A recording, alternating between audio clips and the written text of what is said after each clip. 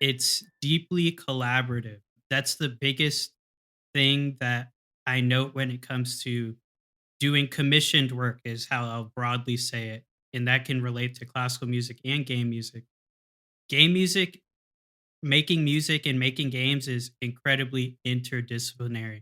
It often starts with getting an understanding of who you're working with, what they're building up, what game project they have, and trying to immerse yourself in that.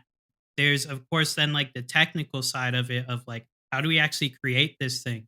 As far as like broad, high level, I always say good music does not mean it's great music for your game. And I think you can loosely connect that to classical music as well.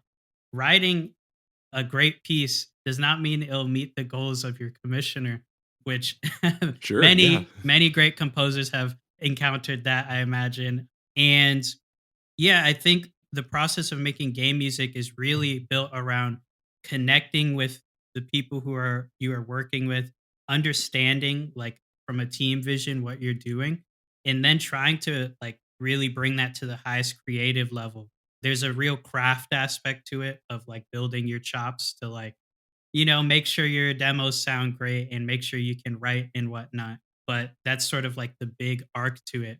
And I always say it's like working on a big group project in school. You're going to have different people with different strengths. And there's sort of this unusual obstacle course you have to run to get from point A to point B. And your job as the composer in that case is to try and really be creative and artistic yourself, but also use your experience to like navigate that interdisciplinary environment.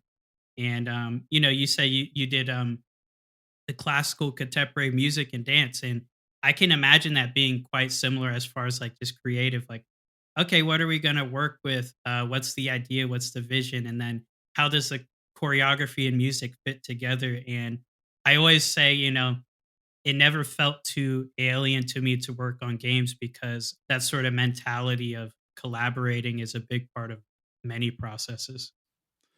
And I think there's this kind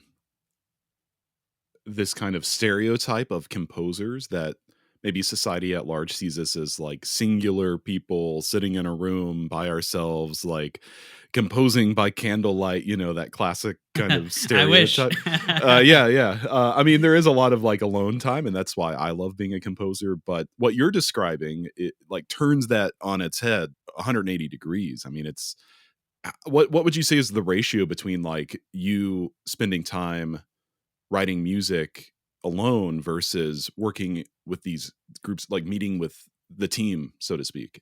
I'd say this is like one of the main like points of conflict for many game composers. Firstly, many game composers are not in-house, so to speak. They don't work with companies. They're freelance and working as a contractor. Generally speaking, that means you're going to be less connected with the teams compared to, say, like a programmer or even a sound designer. I did a ton of sound design work, so I got really used to being neck and neck, really deeply involved with the teams I'm working on. And that sort of has bled into my work as a composer, where it seems like I'm deeply integrated with the teams I'm working with. This can be good and bad Yeah. because if you talk to in-house composers who kind of usually have that sort of relationship, they're going to tell you, I hate being in all these meetings. I just want to write music. There's so many point A to point B. It's like, to get your music in the game, there's all these technical hurdles. You don't want to have meetings bogging that down and creative hurdles at the same time. So I'd say like nowadays I have maybe too many meetings. I'd say like 60-40, like 60% in meetings talking to people and stuff like that. And the rest spent hopefully making music. And that's been the main challenge in my career right now, is that I'm kind of like in a lot of meetings. And of course, being a freelance composer, you're often working with multiple games at the same time. So you can imagine Slack, it's popping, Mm, yeah. Discord, a lot going on, and emails and stuff. And so I think the next level for composers like me is to become the master of your whole like work life balance and all that stuff. But it's a good problem to have, I guess, having work that is abundant. Now, I have talked to composers though who are ahead of where I'm at, who are like, when I went from in-house to freelance or when I cut down on meetings, I felt like a different composer.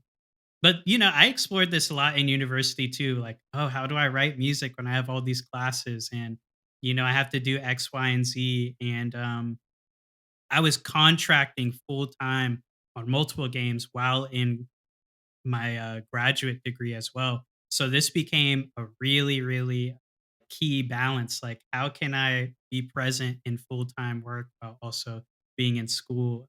So, yeah, it has a lot of different strategies. Like, maybe you become a fast composer or you do something like, I think Cal Newport has a book about deep work, this concept of immersing yourself super quickly into your work and getting into that flow state, that whole time management sort of thing.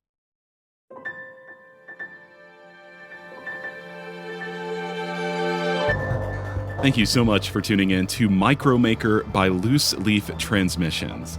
We hope you enjoyed this brief glimpse into the inner workings of the creative life. If this resonated with you, be sure to check out the full conversation on Music Maker with Tyler Kline, a podcast exploring craft and process, philosophy and inspiration, and the honest, often messy parts of being an artist, creative uncertainty, purpose and identity, and resilience. You can find Music Maker wherever you get your podcasts or by visiting musicmakerpodcast.com.